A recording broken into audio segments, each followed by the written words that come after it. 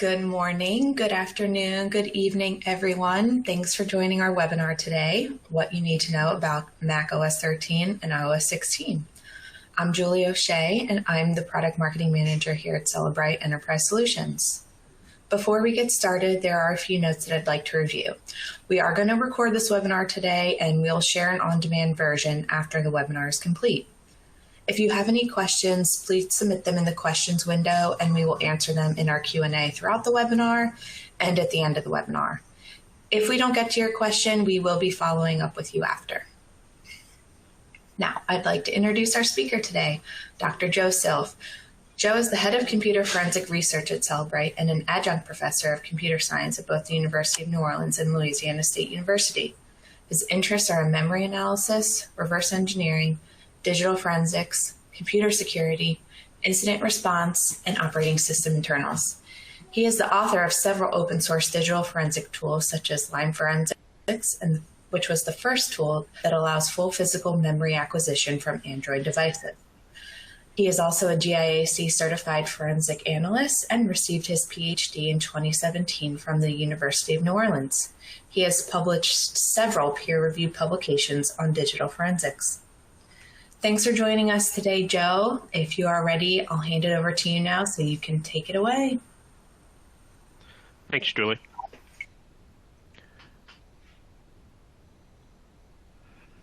Another year, another set of operating system releases from Apple. iOS 16 released last month in September, which supports all devices starting with the A11 Devonic or newer, which is the iPhone 8 and the iPhone 8 Plus, and of course all of Apple's hardware that has come out since then. There are multiple variants of iOS operating system. There's the tvOS and the watchOS, which released in September. And earlier this week, Apple released the iPadOS. There are several new forensically relevant artifacts that we're going to talk about. Earlier this week, Apple also released macOS 13 Ventura on October 24th. This supports all of Apple's Silicon devices, as well as its Intel line of Macs that have Kaby Lake processors or later. So basically, these are most Macs released in 2017 or later will support updating to Ventura. Apple seems to be unifying its operating systems. It's got different variants for different platforms with different UIs. However, the kernel seems to be becoming more and more unified, and as well as the first-party applications. So macOS Ventura actually shares many of the new artifacts on iOS 16. However, when we're talking today, please keep in mind that both of these operating systems, especially macOS, are brand new, so we're only just scratching the surface on what there is to find.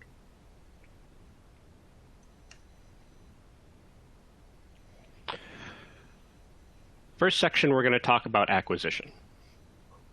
Many of you may be asking, once we start seeing these devices, obviously they don't happen overnight. We'll trickle in over time, and you're going to see more and more over time. Will these new OS updates affect my current processes, especially when it comes to what data that I can have access to on the system?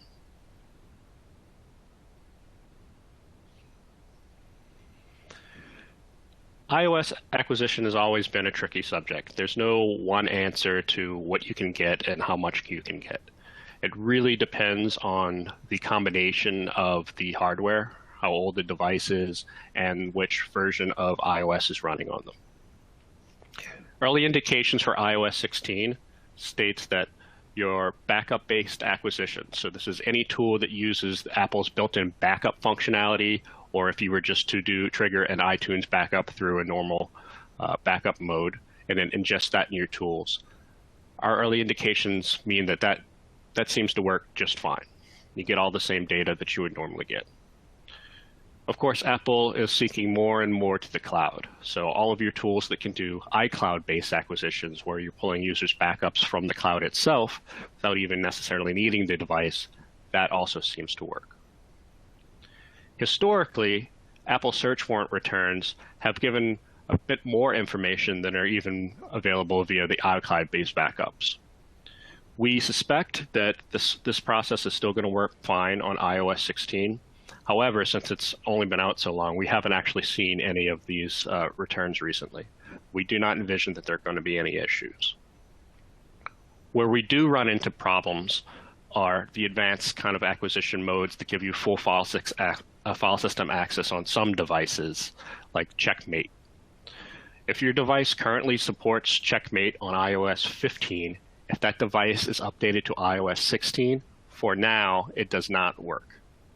However, our research seems to indicate that it should be able to work in the future. We're just going to have to wait for some updates to the tools. Key takeaways. Your current tools and processes should mostly still suffice for your iOS devices, especially for just the basic logical backup-based and iCloud acquisitions. However, the more advanced techniques such as Checkmate you're going to need to wait a little bit for updates. Hopefully those updates come out before you start seeing these on a regular basis. The effectiveness of advanced techniques, as always, is going to vary depending on specific hardware and software combinations. If you ever have a question about what options are available to you for a specific device that you have in question, always feel free to reach out to Cellebrite.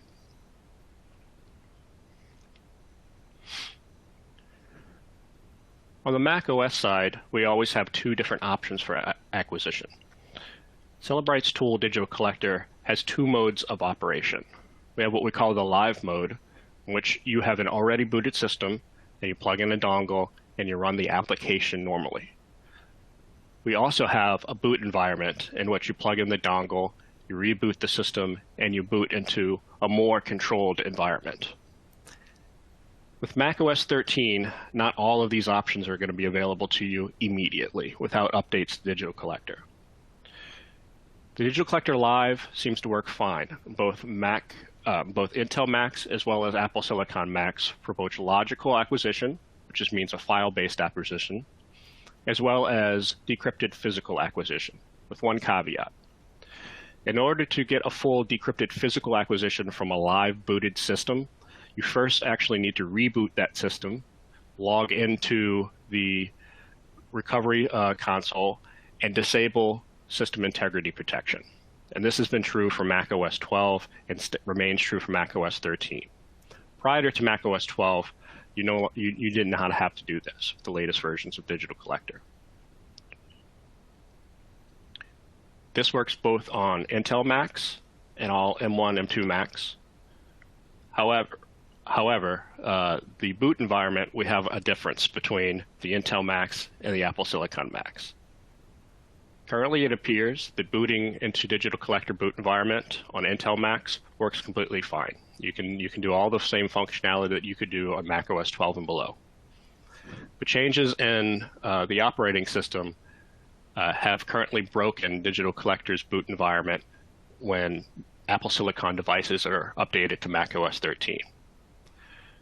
So in general, if you only need logical acquisition, you can do this live, or on Intel Macs, you can do it in the boot environment.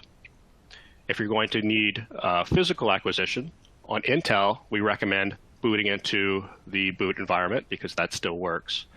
However, on M1 Macs, your options are going to be limited to disabling system integrity protection and doing a decrypted physical application in the regular live operating system.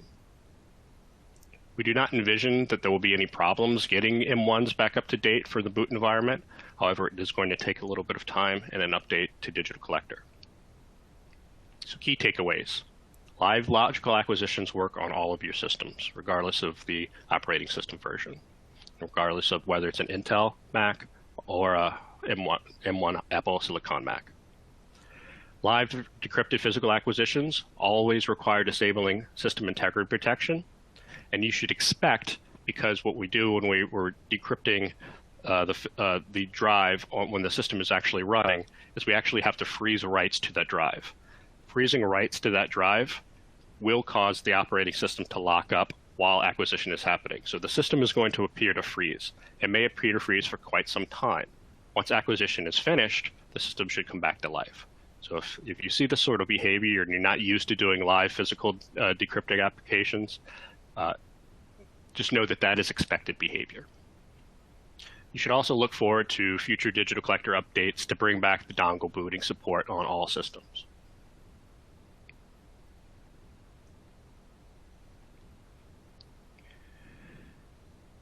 Security is always a balance between how secure your data is and how usable your device is.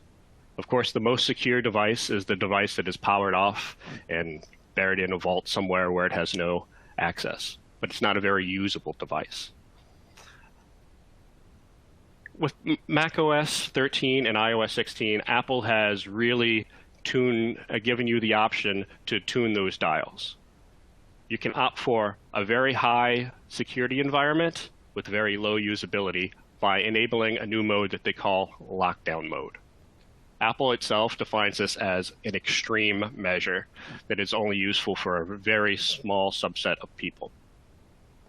With this lockdown mode, it goes as far as disabling USB ports on iOS devices. Disabling USB ports really does limit your options for acquisition. However, we suspect, because this mode is so restrictive, that there will be fewer users enabling this mode. It doesn't really make a lot of sense to have a very expensive device that you're essentially turning into a feature phone because you're disabling a lot of the bells and whistles. Lockdown mode is also available on macOS 13. However, early indications seem to suggest that even with lockdown mode enabled, it really does not affect our acquisition. So, key takeaways here.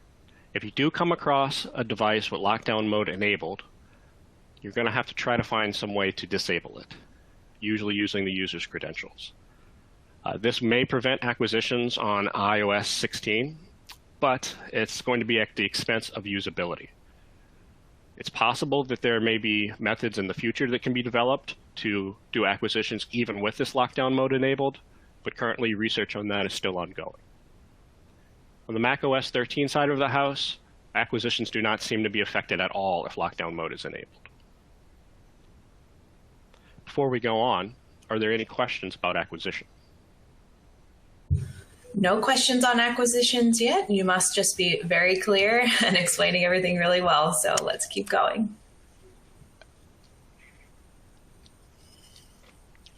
Of course. Both macOS and iOS have a bunch of new features, and with new features comes new artifacts. So we're going to talk a little bit about how will these new operating system and application features impact your investigation, what's available to you now, and what may become available to you in the future with updates to your tools.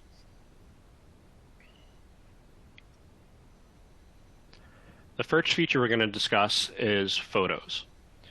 Apple, in both the Photos application in iOS and macOS, has always allowed a user to hide a folder, hide some of their pictures into a hidden album. This also applies for photos that they have just recently deleted. Initially, when you delete a photo on these applications, they just essentially move to another hidden album for recently deleted photos, and they stick around on a device for approximately 30 days, or until the user goes into that album and explicitly deletes it a second time.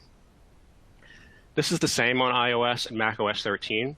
However, Apple has added the ability to lock, quote unquote, these albums, the hidden recently deleted albums, with the user's credentials. So while previously all a user needed to do was click on a certain thing in the UI to reveal these photos, now to reveal them, they need to have their credentials. Fortunately, from our perspective, nothing really changes. There's no extra layer of encryption on these photos. It's just simply a flag in the database that says whether the album is deleted or the album is hidden. You will not need any extra credentials to access these things. They still decrypted on disk and essentially works as it normally does. So your key takeaways. While we hear anything being locked sounds a little bit scary from a forensics perspective, this is really just a UI-only privacy feature. It affects users more than it affects us as investigators. You're still going to be able to recover these images as normal, and the photos are going to remain unencrypted and accessible on the device. You're going to have the same level of access as an iOS 15 or macOS 12 device. They're simply just marked as hidden or deleted in the database.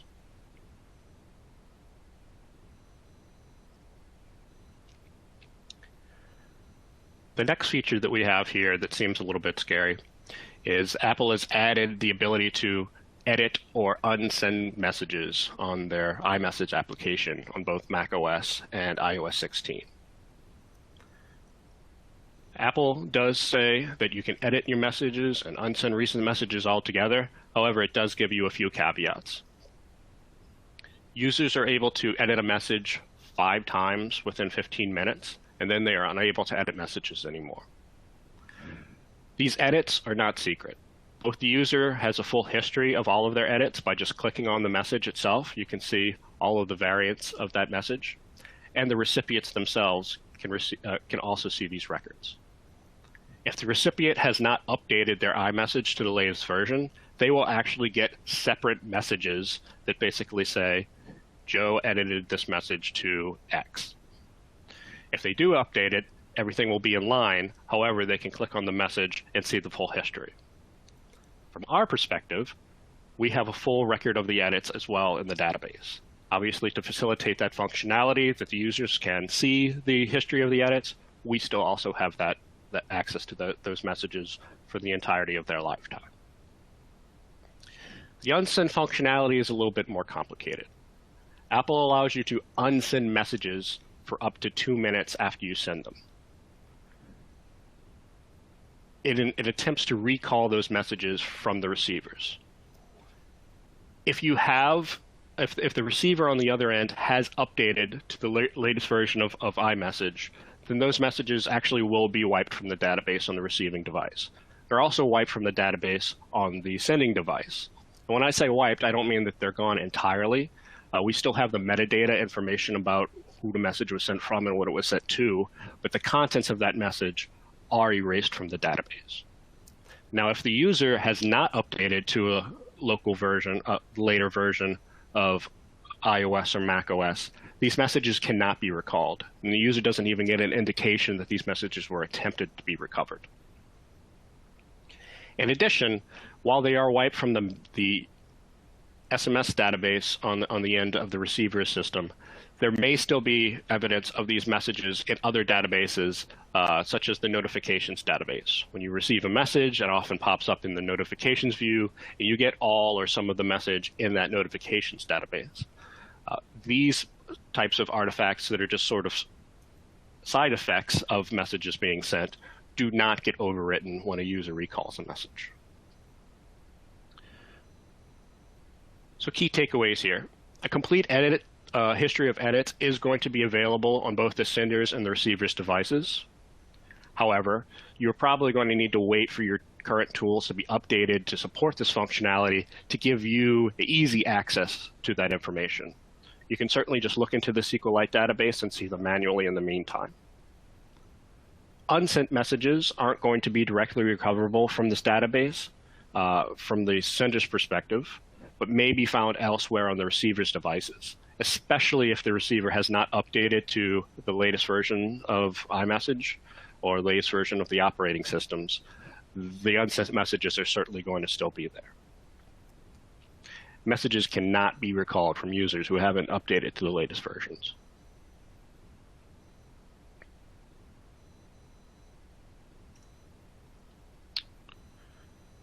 More encryption.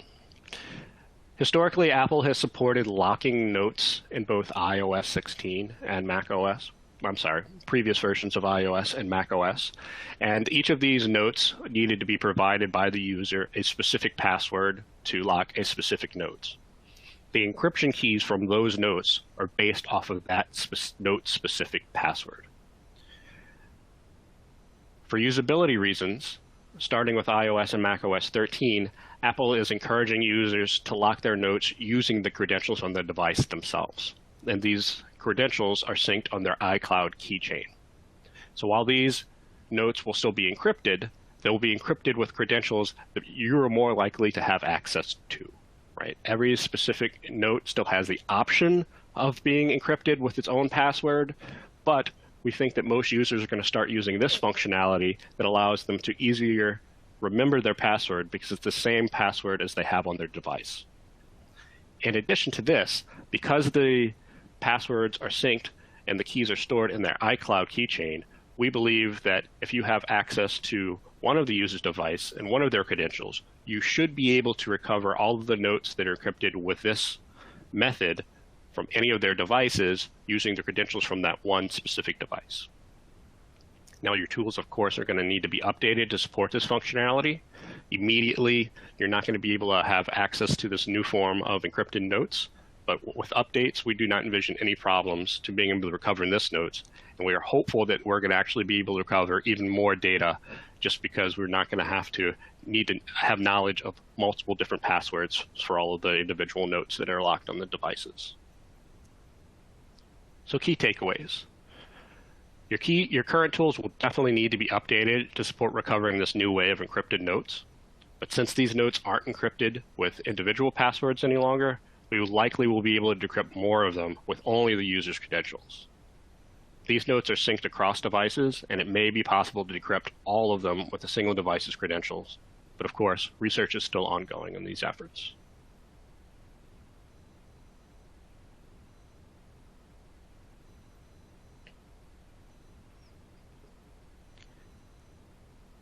Apple has also added some additional functionality to its Mail application.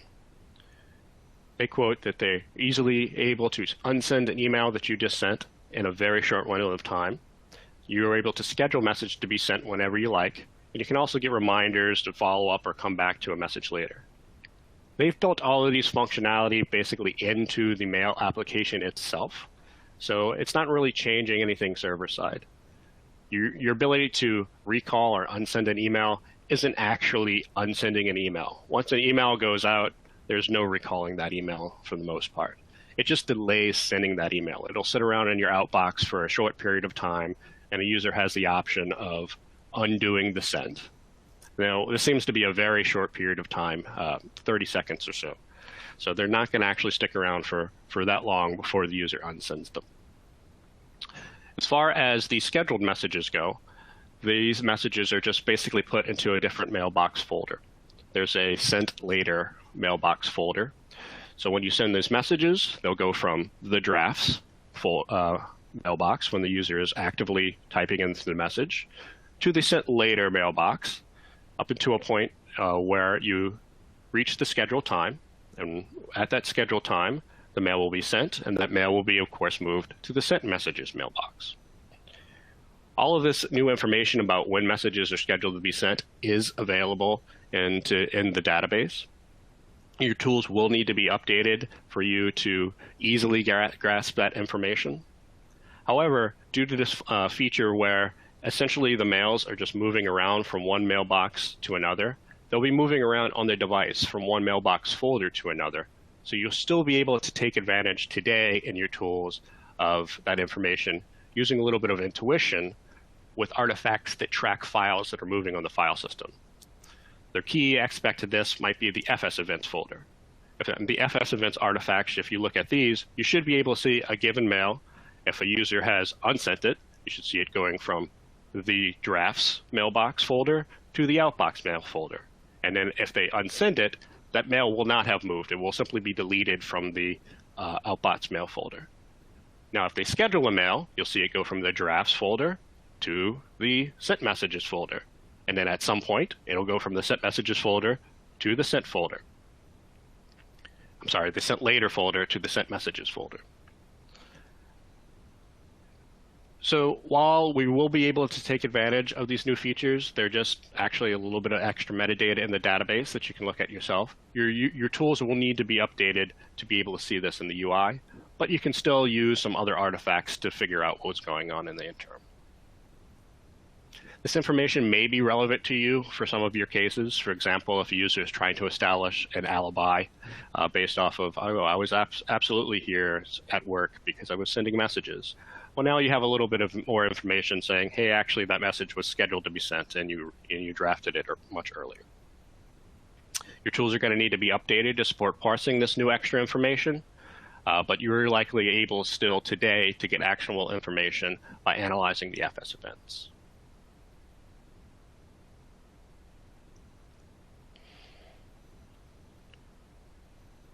Now for a bit of unfortunate news. Apple is phasing out some of your favorite artifacts. The KnowledgeC database has historically been a wealth of information about what has been coined pattern of life artifacts. If you're familiar with some of the research that was put out by Sarah Edwards and others in the recent years, as well as tools like Apollo that give you a lot of information about what a user was doing and when they were doing it. Device was turned on, device was turned off, microphone turned off, microphone turned off, etc. These sorts of pattern of life artifacts that give you information about what a specific user is doing at a specific time. Most of those artifacts came out of a SQLite database called KnowledgeC. While this information is still being tracked, Apple is actively moving this stuff out of the KnowledgeC artifact into a new set of artifacts called Biome. Biome seems to be their new proprietary database format where they're using to track this sort of information about telemetry about what a user is doing. Early indications indicate that all of the same sort of information that was stored in the KnowledgeC database is now being stored in this Biome database. And there is even additional information being stored at a higher granularity. However, Biome is a new artifact that is still under active research. It's not a simple SQLite database. It's not a matter of just adjusting some queries.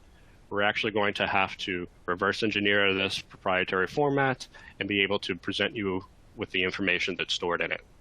So of course, to be able to take advantage of this sort of pattern of life artifacts on iOS 16 and macOS 13 devices, your tools are going to need to be updated to support Biome.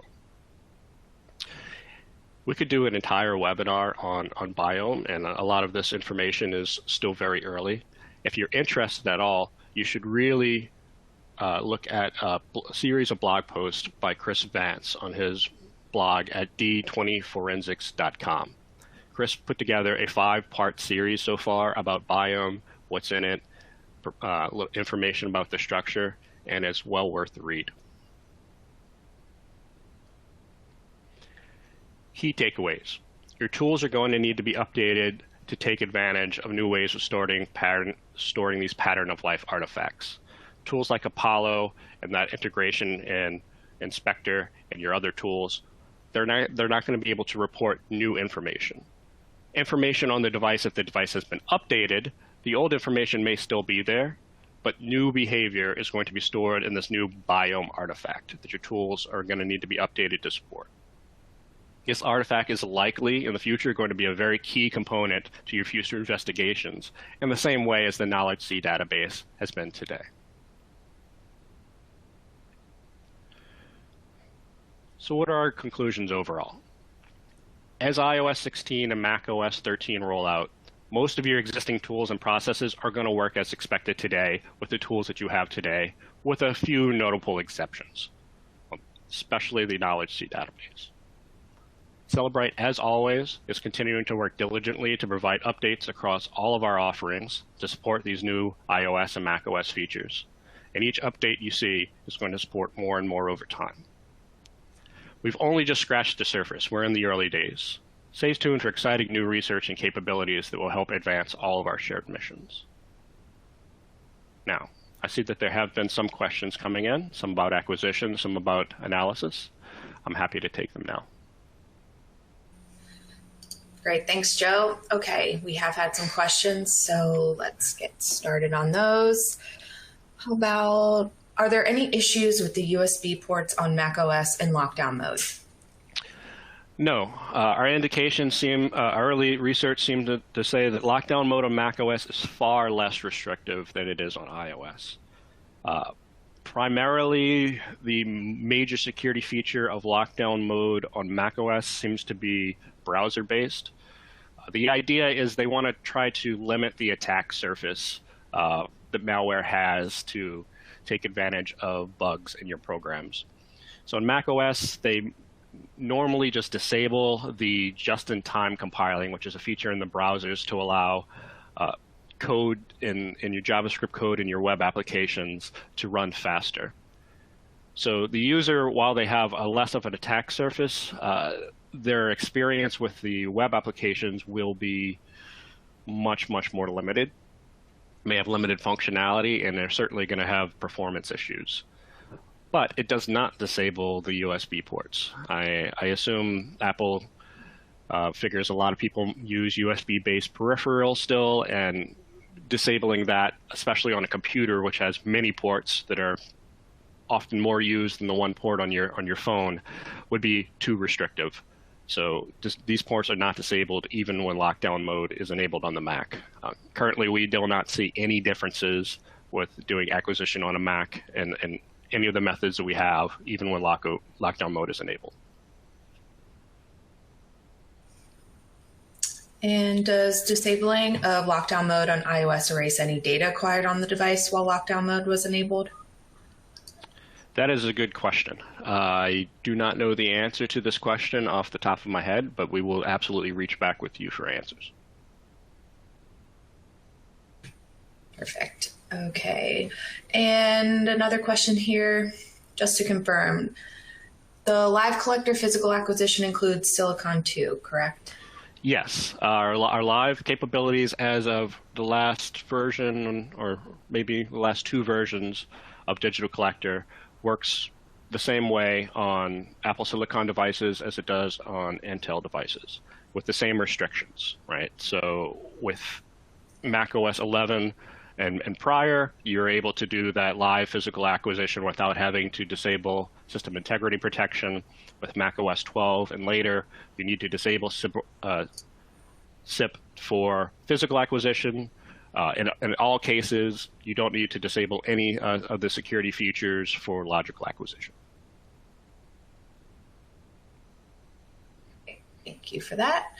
How about this question? Is there any change to recovery or retention of deleted SMS, MMS, or iMessages?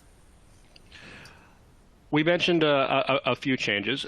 Deleted messages themselves are actually not deleted. There's no changes in that aspect. Apple just marks a flag in the database, basically saying hide this. So you should still be able to recover all these deleted messages. They're not being wiped.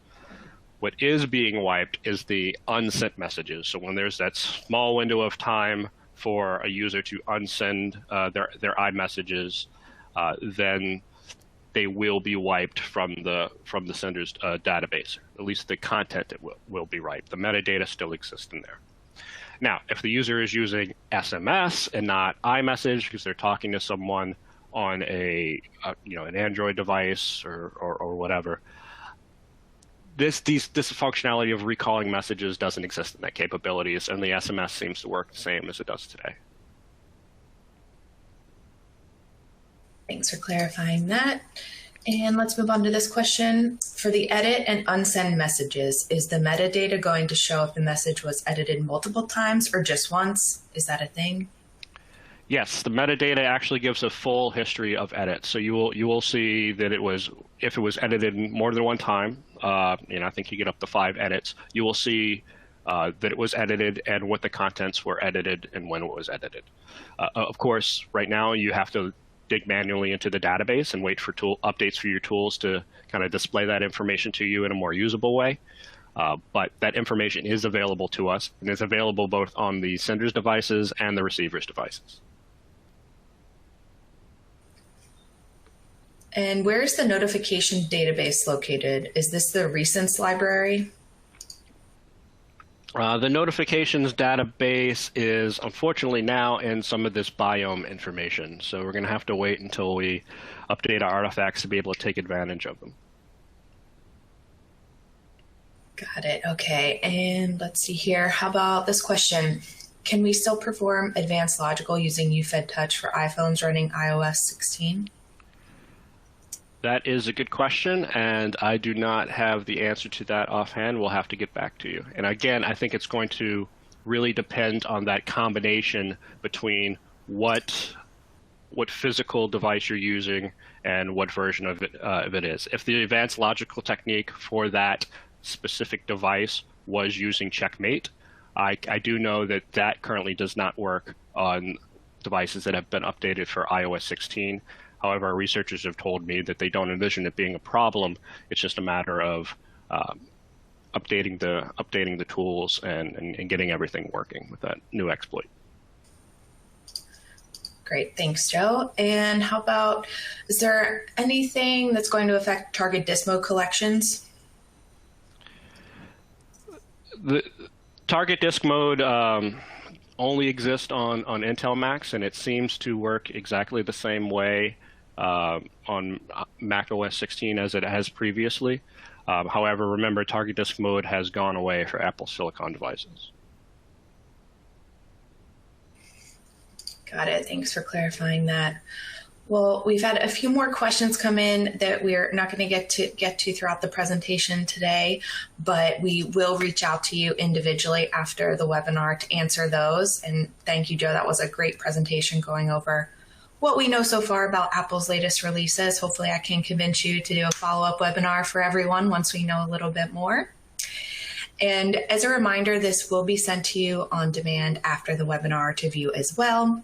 If you have any other questions or you would like to learn a little bit more how you can get started with any of our solutions, please reach out to us via the Contact Us button on your console, or feel free to email us at marketing2@cellebrite.com.